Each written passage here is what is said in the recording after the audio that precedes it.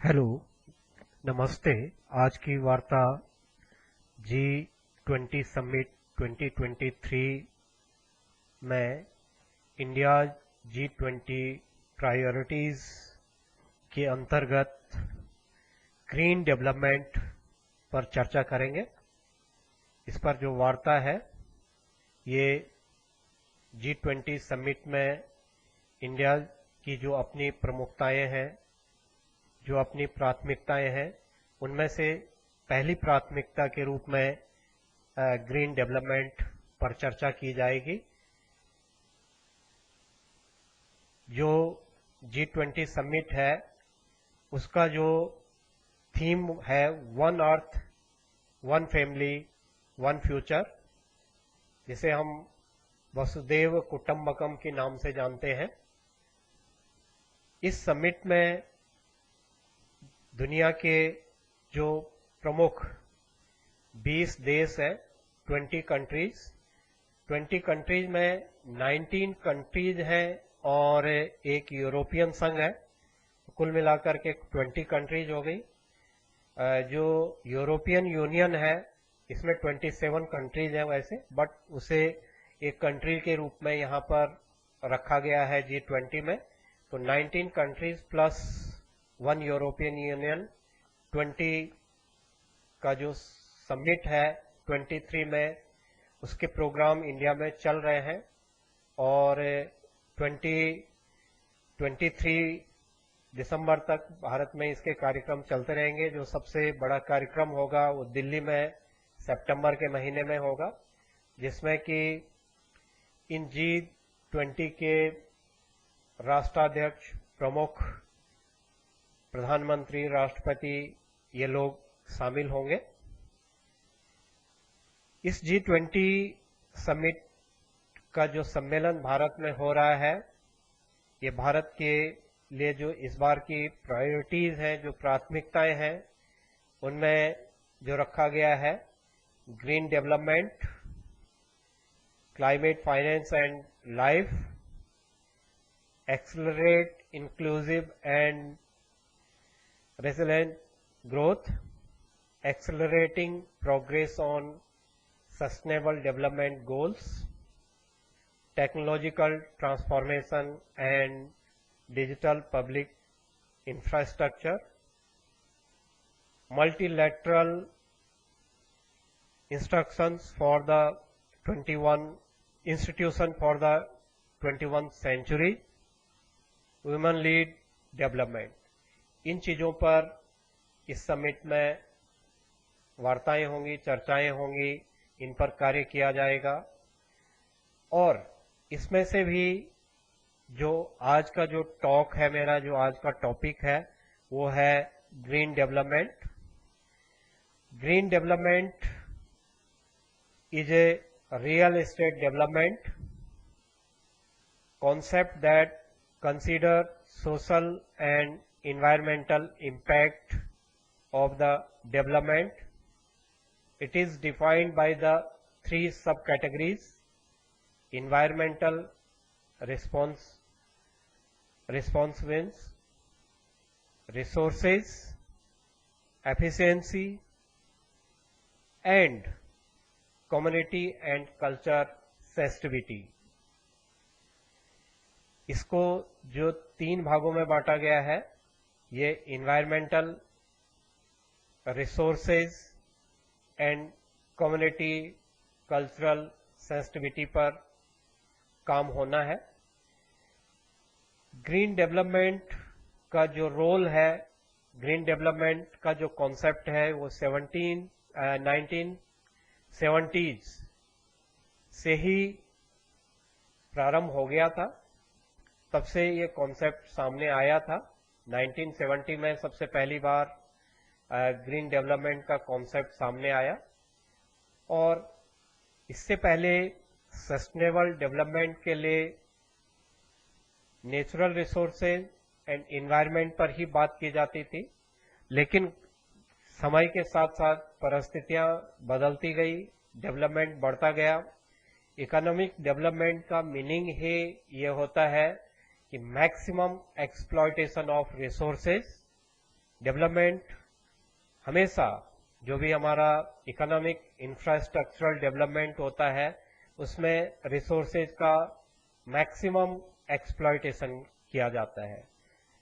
1970s तक दुनिया के देशों को ये लगने लग गया था कि डेवलपमेंट तो जरूरी है, बट ये डेवलपमेंट एक दिन सारे रिसोर्सेज को समाप्त कर लेगा जितने नेचुरल रिसोर्सेज हैं, और जो इसके इम्पैक्ट हैं पूरे वर्ल्ड पर बहुत खराब होंगे।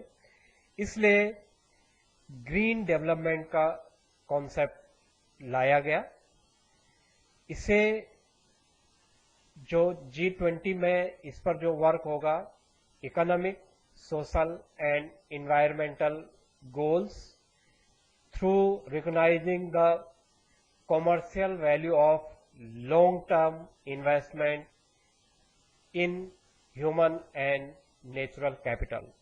जो भी इन्वेस्टमेंट किए जाएंगे, लॉन्ग टर्म इन्वेस्टमेंट किए जाएंगे। लॉन्ग टर्म इन्वेस्टमेंट में हमारे सोशल एंड इन्वायरमेंटल इकोनॉमिक गोल जो अचीव किए जाएंगे वो लॉन्ग टर्म के लिए किए जाएंगे, और जो लॉन्ग टर्म के लिए किए जाएंगे जितने भी हमारे गोल्स हैं उन्हें अचीव करेंगे। बट कैसे करके जो नेचुरल रिसोर्सेज हैं उनको कम से कम एक्सप्लॉइट किया जाए और मैक्सिमम डेवलपमेंट हो सके, इसके लिए इन्हीं 5 पिलर्स रखे गए। The 5 pillars of the green development.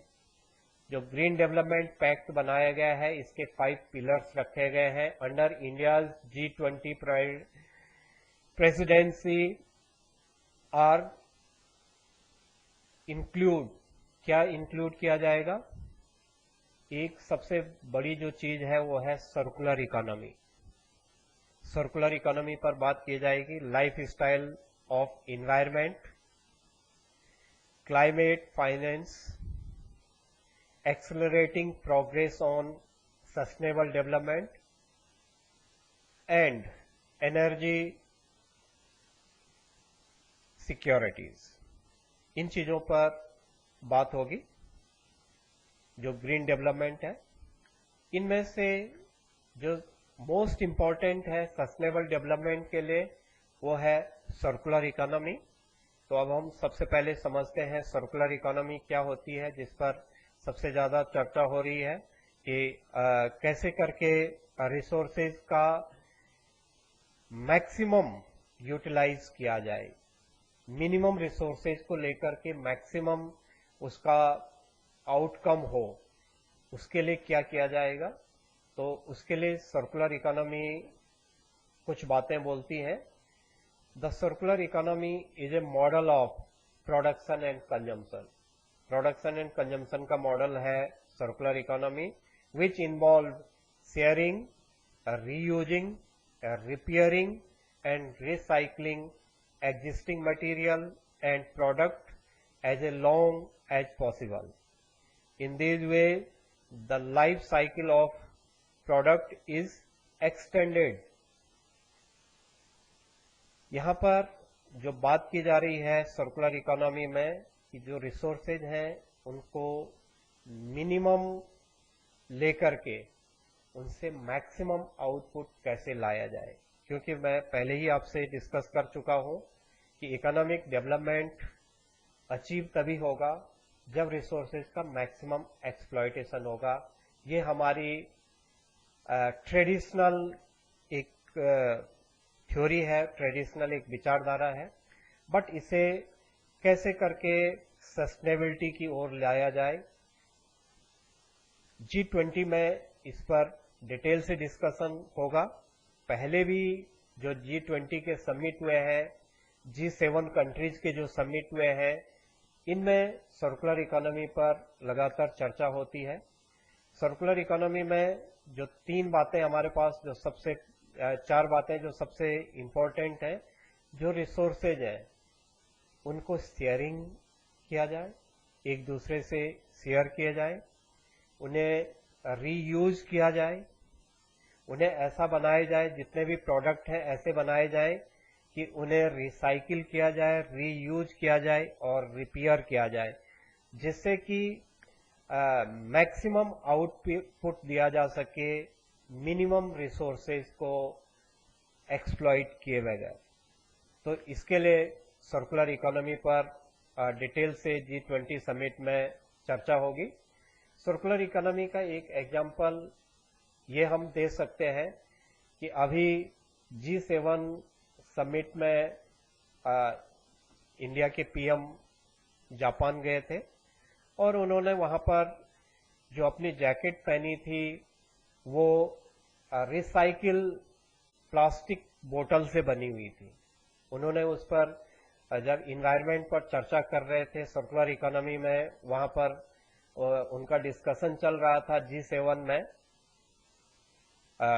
Month of May में, जो अभी 2023 में के मे में जो समिट हुआ G7 समिट, उसमें उनके उस जैकेट की बहुत ज्यादा चर्चा हुई कि कैसे करके सर्कुलर इकोनॉमी, कैसे करके रीयूज किया जाएगा, कैसे रिसाइकिल किया जाएगा। उस जैकेट को उन्होंने कहा ब्लू कलर का जैकेट था, स्काई ब्लू कलर का जैकेट था, और वो जो प्लास्टिक वाटर बोतल, डिस्पोजेबल जो वाटर बोतल थी जो फेंकी जाती है पानी पीने के बाद, उन बोतलों से बना हुआ था।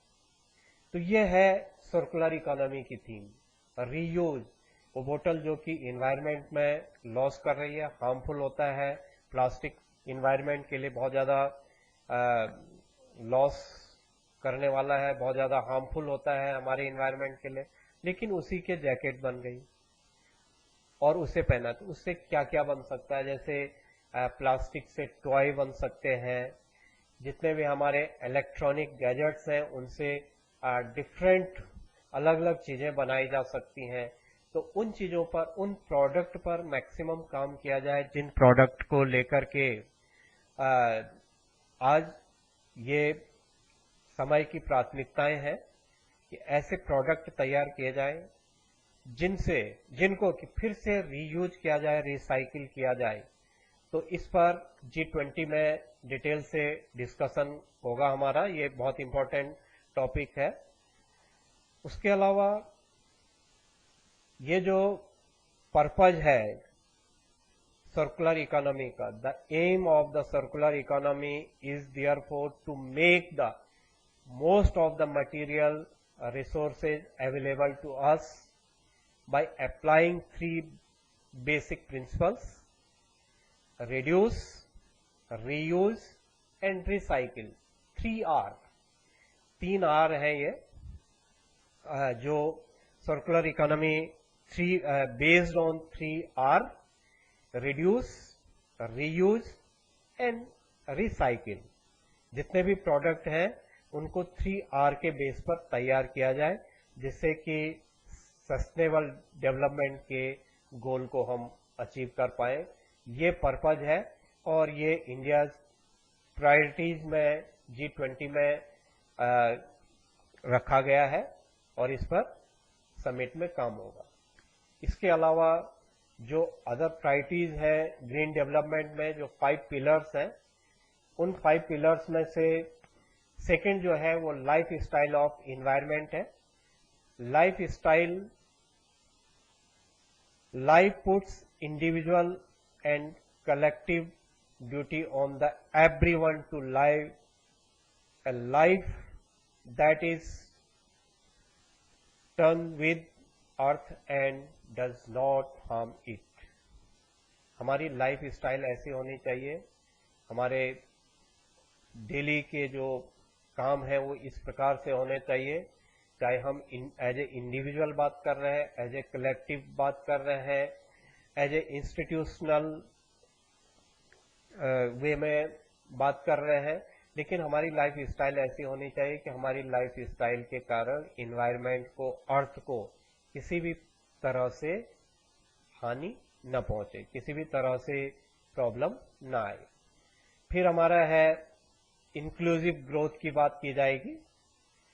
अभी जो after covid and Russia Ukraine war, इन दो चीजों के कारण पूरी दुनिया की जो इकोनॉमी है वो फाइनेंशियल क्राइसिस को फेस कर रही है। G20 कंट्रीज में वर्ल्ड की 80% पॉपुलेशन एंड 85% इकोनॉमी को होल्ड करती है। G20 भले 20 कंट्रीज का एक ग्रुप है ये, लेकिन इसमें वर्ल्ड की 80% पॉपुलेशन रहती है और वर्ल्ड की 85% इकोनॉमी पर इन्हीं G20 कंट्रीज का होल्ड है। इनमें मोस्टली कंट्रीज में इस समय फाइनेंशियल क्राइसिस चल रहे हैं। इस फाइनेंशियल क्राइसिस को कैसे कॉप अप किया जाए, कैसे इस फाइनेंशियल क्राइसिस से जल्दी छुटकारा पाया जाए। अभी जो जीडीपी के रेट आए हैं, जर्मनी -1.5 पर है 2022-23 का जो जीडीपी रहा है। अमेरिका 1 जीडीपी अमेरिका की है। ऐसे ही जो यूरोपियन कंट्रीज हैं या G20 के मैक्सिमम कंट्री इस समय इन्फ्लेशनल एंड फाइनेंशियल क्राइसिस को फेस कर रहे हैं। इन्फ्लेशन भी है वहां पर, फाइनेंशियल क्राइसिस भी है, इसे फेस कर रहे हैं। तो G20 समिट में जो इनकी G20 mutual assessment process MAP के द्वारा कहा गया है कि इस बार फिर से इस पर डिटेल से चर्चा होगी G20 समिट में भी। To meet this goal they launch the framework for achieving storing sustainable and balanced growth, which is being implemented in G20 framework group FWG। FWG की जो बात हो रही है उसमें यही बात किया जा रहा है कि ग्रोथ को जल्दी अचीव किया जाए, जो फाइनेंशियल क्राइसिस है उससे जल्दी से जल्दी निपटा जाए। लेकिन कैसे करके निपटा जाए, एक ऐसा फ्रेमवर्क किया जाए जिसमें कि सस्टेनेबिलिटी पर विशेष ध्यान दिया जाए। ऐसा डेवलपमेंट न किया जाए फाइनेंशियल क्राइसिस से बचने के लिए कि जिससे हमारे सस्टेनेबल डेवलपमेंट पर इफेक्ट पड़े। फिर अगला जो पिलर है वो है accelerating progress on sustainable development. इस पर बात हो ही रही है। जो हमारा 2015 में समिट हुआ था G20 समिट, और 2015 में यूएनओ के द्वारा भी 17 सस्टेनेबल डेवलपमेंट गोल रखे गए और G20 कंट्रीज सहित जितने भी यूएनओ के मेंबर कंट्री हैं उन सभी कंट्रीज को बाय 2030 तक इन 70 जो गोल रखे गए हैं उन्हें अचीव करने की बात की जा रही है और इन 17 गोल को अचीव बाय 2030 तक करना है। 2030 तक इसे पूरा होना है और इसमें जो काम किया जाएगा, ये 17 जो गोल अचीव किए जाएंगे, इसमें technological transformation and digital public infrastructure develop किया जाएगा और सस्टेनेबल डेवलपमेंट के 17 गोल्स को अचीव किया जाएगा। अभी 2023 चल रहा है, 7 ईयर और रह गए हैं और ये 17 गोल्स को हमें अचीव करना है। इसके बाद जो अगला पिलर है ये है multilateral institutions for the 21st century. इसमें रखा गया है कि जो कम से कम 3 और उससे अधिक कंट्री, मिनिमम 3 कंट्री और उससे भी ज्यादा देश जिनके कॉमन गोल है, कॉमन इंटरेस्ट है, कॉमन गोल है, कॉमन प्रायोरिटीज है, वो एक दूसरे से शेयरिंग करेंगे, अपने रिसोर्सेज को शेयरिंग करेंगे।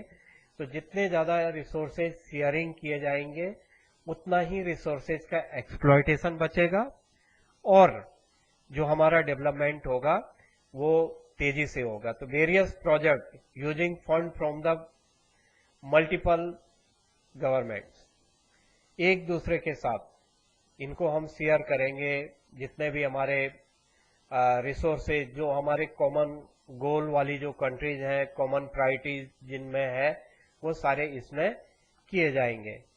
फाइनली जो ग्रीन डेवलपमेंट का लास्ट पिलर है वो है वुमेन लीड डेवलपमेंट। डेवलपमेंट में महिलाओं की भागीदारी सबसे ज्यादा होनी चाहिए। इनको इक्वल अपॉर्चुनिटीज दी जानी चाहिए। Decision making of power and control over resources के कंट्रोल पर और पावर पर इन्हें अधिकतम इनकी भागीदारी सुनिश्चित की जानी चाहिए। ये भी हमारे ग्रीन डेवलपमेंट का एक गोल है। इस ढंग से हमारे पास जो G20 समिट में अलग अलग प्रायोरिटीज हैं इंडिया की, तो इंडिया के जो डिफरेंट प्रायोरिटीज हैं उन प्रायोरिटीज में ग्रीन डेवलपमेंट सबसे इंपॉर्टेंट प्रायोरिटी है। आप लोगों ने इसे सुना है। Thank you.